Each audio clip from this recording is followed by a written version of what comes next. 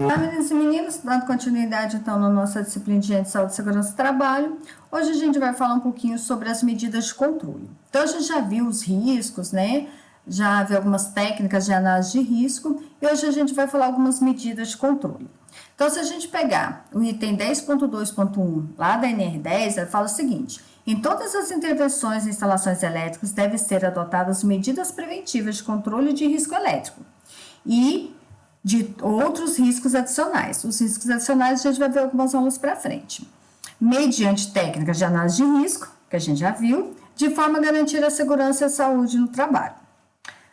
As medidas de controle adotadas devem integrar-se às demais iniciativas da empresa no âmbito da prevenção de segurança, da saúde e do meio ambiente do trabalho, tá?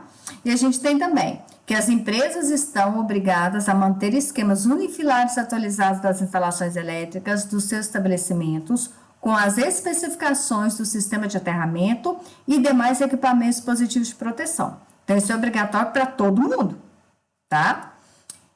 E para as instalações que seja superior a 75 kW, deve constituir também um prontuário de instalação elétrica.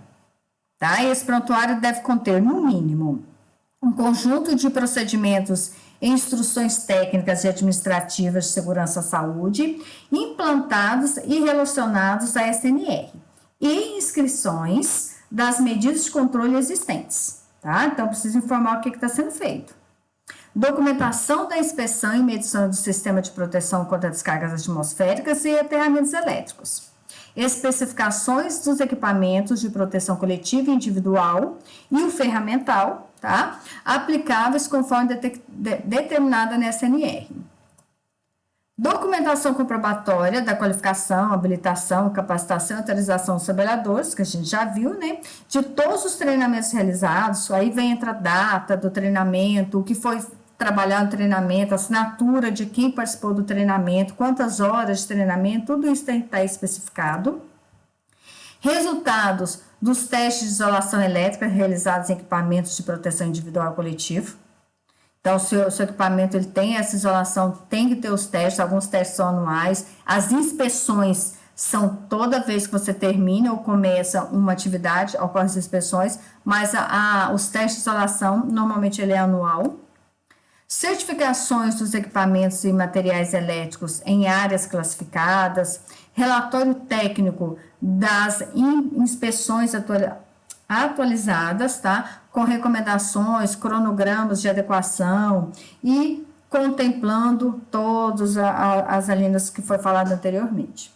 Então, não é simples, né? A norma, ela busca realmente manter a segurança tanto para o trabalhador quanto para a instalação e o meio ambiente.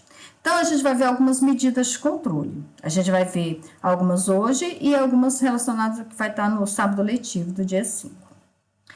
A gente tem desenergização, aterramento funcional, de proteção, temporário, equipotencialização, seccionamento automático da alimentação, dispositivos de corrente de fuga, a extra baixa tensão, que é manter a tensão ali sem risco de choque, barreiras em invólucros, bloqueios de impedimentos, obstáculos e anteparos, isolamento das partes vivas, isolação dupla e reforçada e colocação fora de alcance, tá? E também, por último, separação elétrica. Então, vamos lá, fala um pouquinho sobre cada um desses itens. Com relação à desenergização. Desenergização é um conjunto de ações coordenadas, sequenciadas, então, ó, é sequencial. Somente serão considerados desenergizadas as instalações elétricas liberadas para o trabalho, mediante os procedimentos apropriados e obedecida a sequência a seguir.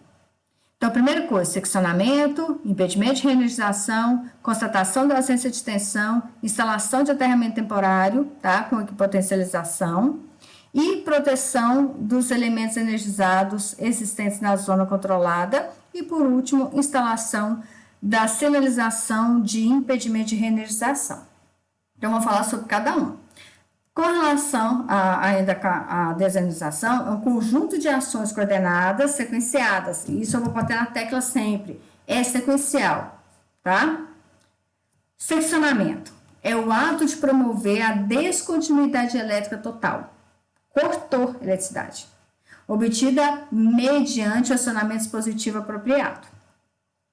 Aí a gente tem o impedimento de reenergização. Então, você vai lá e desliga. Agora, você tem que impedir que reenergize. Você foi lá e desligou um disjuntor, por exemplo. Aí vem alguém e religa o disjuntor. Não pode. Esse impedimento, ele é o estabelecimento de condições que impeçam, né? Que vão impedir essa reenergização do circuito ou equipamento energizado, assegurando ao trabalhador o controle do seccionamento. Aí, depois que você assegurou isso, você vai verificar se realmente não tem tensão. É a constatação da ausência de tensão, que é a verificação da efetiva ausência de tensão nos condutores do circuito elétrico. Então, você vai usar ali um multímetro, você vai usar uma caneta para verificar, então, um sistema para poder verificar que não tem tensão, tá? Feito isso, você vai fazer o aterramento temporário. Então, você vai potencializar os condutores do circuito para que não ocorra choque elétrico, tá? Mas para você colocar o aterramento, você não pode ter tensão, né, gente? Porque senão vai tomar choque. Para constatada a inexistência da tensão, os condutores deverão ser ligados à haste terra do conjunto de aterramento temporário e realizar a potencialização das fases. Depois, você vai fazer a proteção dos elementos energizados existentes na zona controlada. O que é essa zona controlada? É uma área em torno da parte condutora energizada, segregada, acessível de dimensões estabelecidas de acordo com o nível de tensão, cuja aproximação só é permitida a profissionais autorizados. Então, você tem uma parte ali que é energizada e tem uma distância que você tem que manter dessa parte energizada, para não gerar um arco, por exemplo, tá?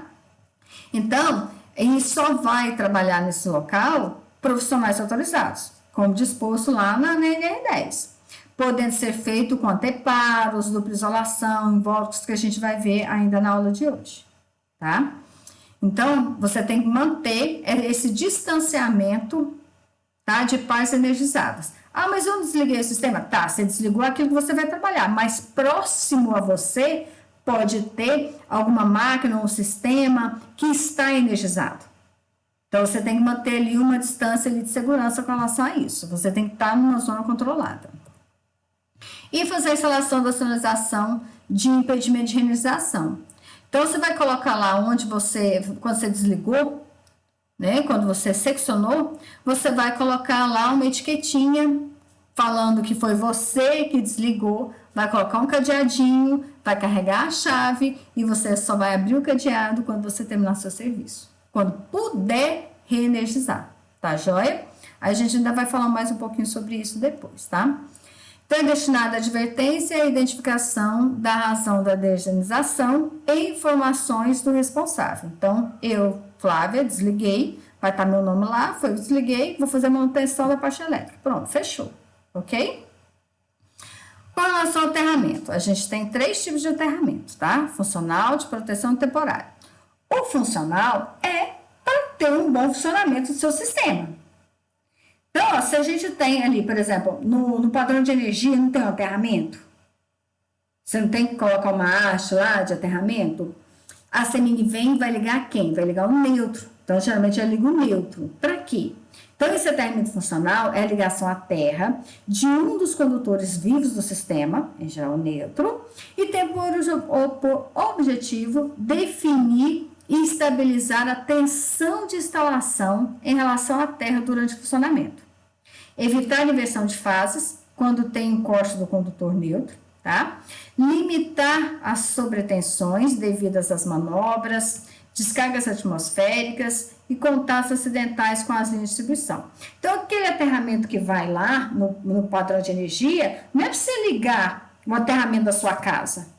Ele não é proteção, ele é um aterramento funcional para que o sistema da CEMIG funcione de forma adequada e traga tensão adequada para dentro da sua casa. É para isso, ok? E ele é conhecido como aterramento de neutro, o qual a rede da concessionária da CEMIG sempre realiza no momento da instalação do contador nos imóveis, ou seja, o relógio.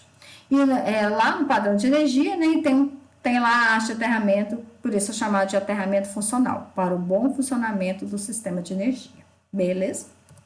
O sistema de proteção, que é a ligação terra das massas, né, dos equipamentos e dos elementos condutores estranhos à instalação, tá? Então, é realizado para proteção de choque estático, equipotencializando a carcaça do aparelho. Então, você liga o aterramento ali da máquina de lavar, você liga o aterramento da geladeira, o aterramento das tomadas, é esse. Então, na casa você vai colocar ali a haste de aterramento e vai ligar uma haste na outra, fazendo a equipotencialização. A gente tem o aterramento temporário, que é uma ligação elétrica efetiva com baixa impedância, tá? E é intencional. E ela é destinada a garantir a equipotencialidade e mantida continuamente durante a intervenção da instalação elétrica. Então, enquanto você estiver fazendo uma intervenção, fazendo uma manutenção, uma correção, você vai ter que ter o aterramento temporário, tá? Esse procedimento deve ser adotado antes e depois, né? A montante e a junta jusante. No caso, você fazer, por exemplo, uma intervenção no poste de energia, a não ser que é o último poste, né? Aí você só faz antes, né? No montante. Então, e assim que você terminar, você retira esse aterramento temporário. Esse aterramento de uma instalação tem por função evitar acidentes gerados pela energização acidental da rede, propiciando rápida atuação do sistema automático de seccionamento de proteção. Então, aqui, ó, aterramento que foi colocado aqui na rede de distribuição. Então, tem um do lado de cá e um do outro lado, lá do poste de energia, ok?